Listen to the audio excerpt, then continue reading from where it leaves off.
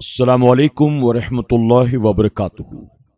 میرے پیارے آقا علیہ الصلوۃ والتسلیم کے پیارے دیوانوں، خاتون جنت حضرت فاطمۃ الزہرا رضی اللہ تعالی عنہا کی کنیزوں، گلدستہ سیرت النبی صلی اللہ علیہ وسلم کے 21ویں درس میں آپ تمام کا استقبال ہے۔ کل کے درس میں ہم نے اللہ کے پیارے محبوب صلی اللہ علیہ وسلم کے معجزات کے تعلق سے سماعت کیا تھا، اور ساتھ ہی ہم نے سراپائے رسول صلی اللہ علیہ وسلم کے تعلق سے بھی کچھ باتیں سماعت کی۔ انشاءاللہ آج کے درس میں ہم حضور اکرم صلی اللہ علیہ وسلم کے سراپائے مبارک کے تعلق سے کچھ اور باتیں سماعت کریں گے۔ آپ تمام سے گزارش ہے کہ آپ شروع سے لے کر آخر تک اس درس کو ضرور سنیں اور ساتھ ہی اسے اپنے دوست احباب کے ساتھ شیئر کرنے کی بھی ضرور کوشش کریں۔ آئیے درس کا آغاز حسب معمول اللہ کے پیارے محبوب صلی اللہ علیہ وسلم کے درود و سلام کے ساتھ کرتے ہیں۔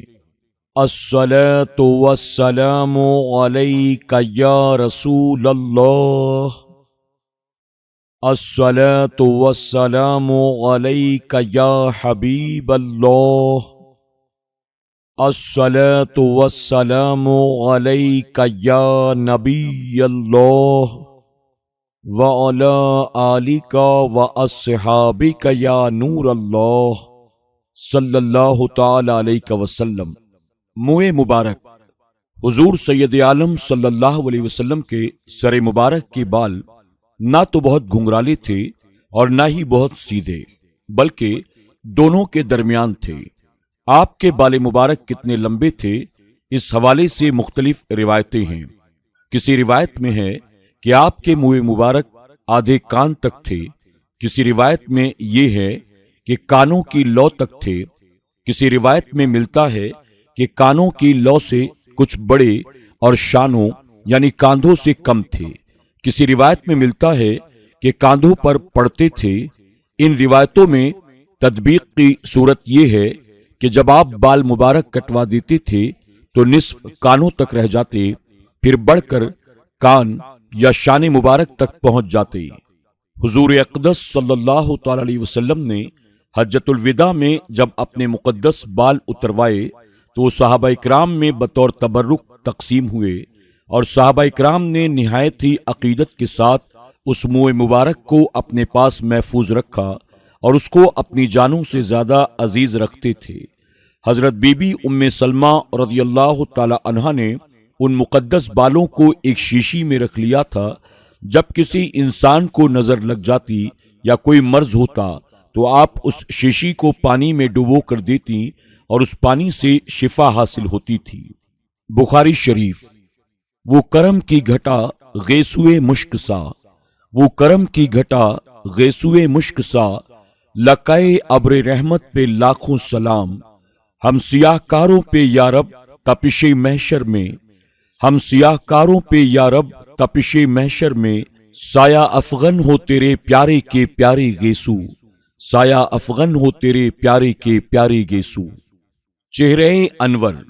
اللہ عز و جل نے اپنے پیارے محبوب دانائے غیوب صلی اللہ علیہ وسلم کو اتنا حسین و جمیل بنایا کہ آپ سے پہلے اور آپ کے بعد نہ کوئی آپ جیسا ہوا نہ ہوگا۔ آپ کے حسن و جمال کی تعریف کرتے کرتے زبان خشک ہو جائے گی اور آنکھ ختم ہو جائیں گے، مگر کما حقہ آپ کی تعریف نہیں کی جا سکتی۔ خصائص کبریٰ میں یہ روایت مذکور ہے۔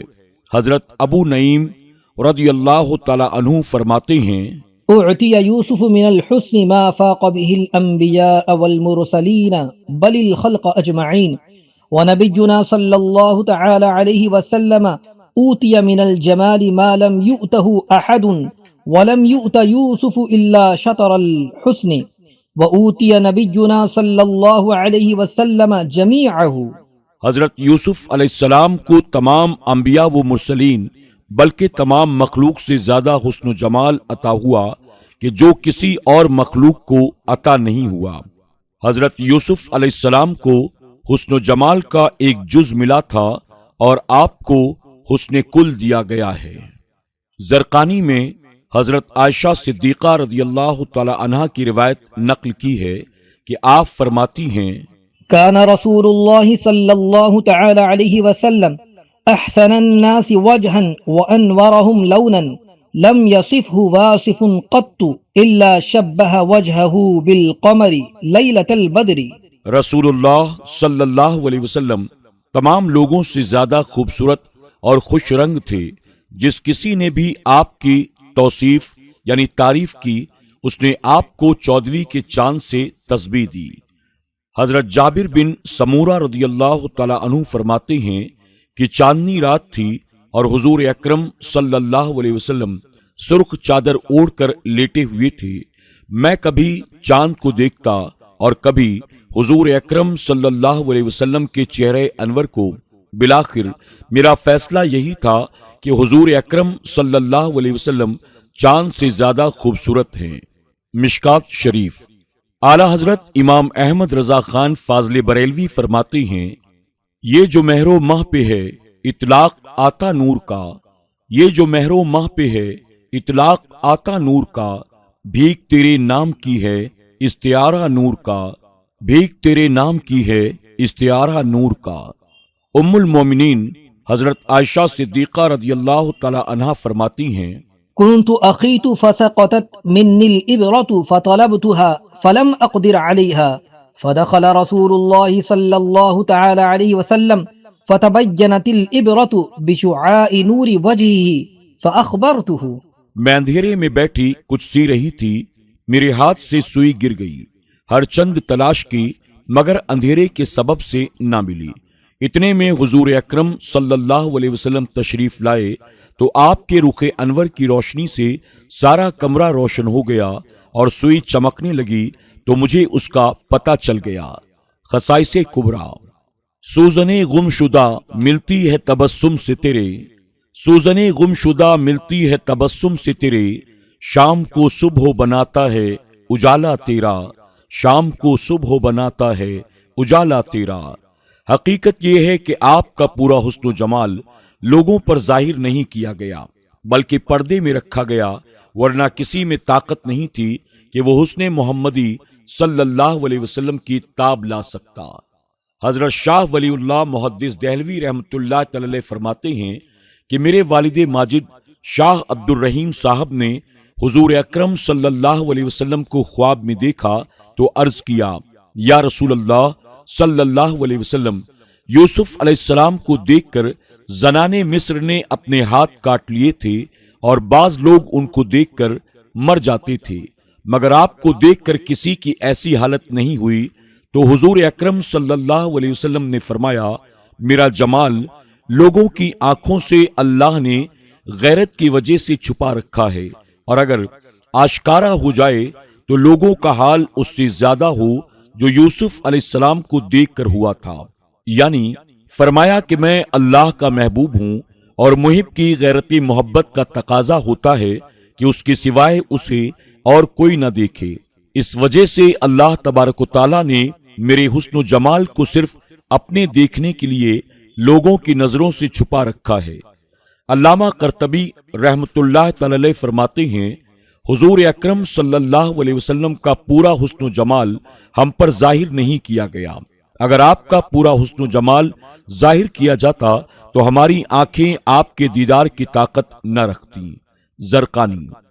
ایک جھلک دیکھنے کی تاب نہیں عالم کو، ایک جھلک دیکھنے کی تاب نہیں عالم کو، وہ اگر جلوہ کریں کون تماشائی ہو، وہ اگر جلوہ کریں کون تماشائی ہو۔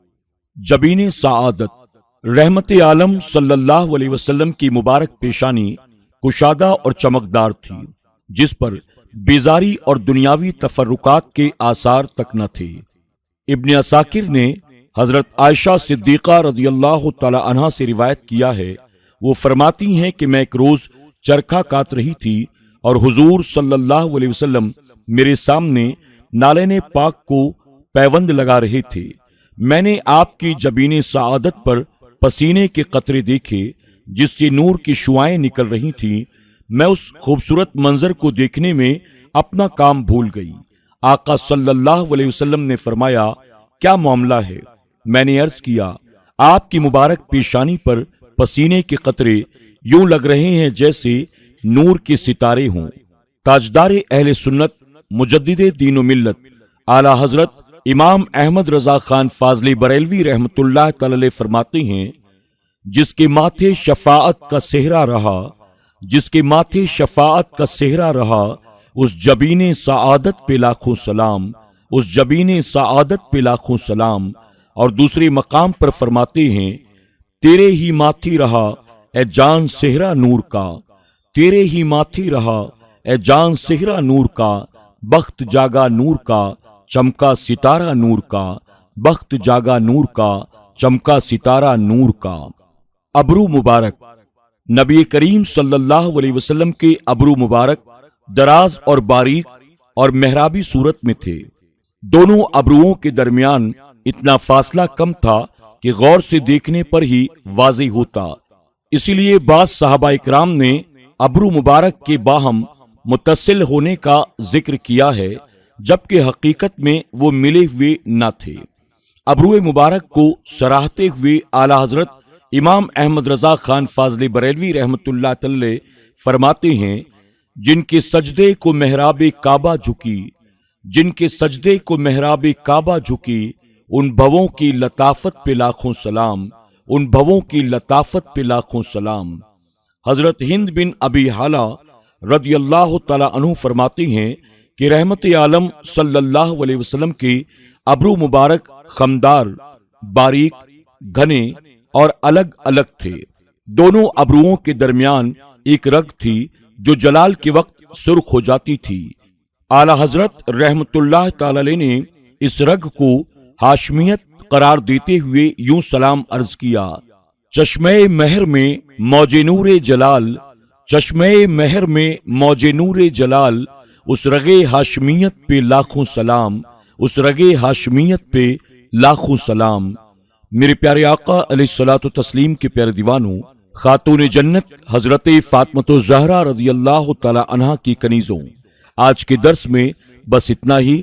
इंशाअल्लाह इसी बाब से मजीद कुछ बातें हुजूर अकरम सल्लल्लाहु अलैहि वसल्लम के सरापे मुबारक के ताल्लुक से हम कल के दर्स में समाअत करेंगे। अस्सलामु अलैकुम व रहमतुल्लाहि व बरकातुहू।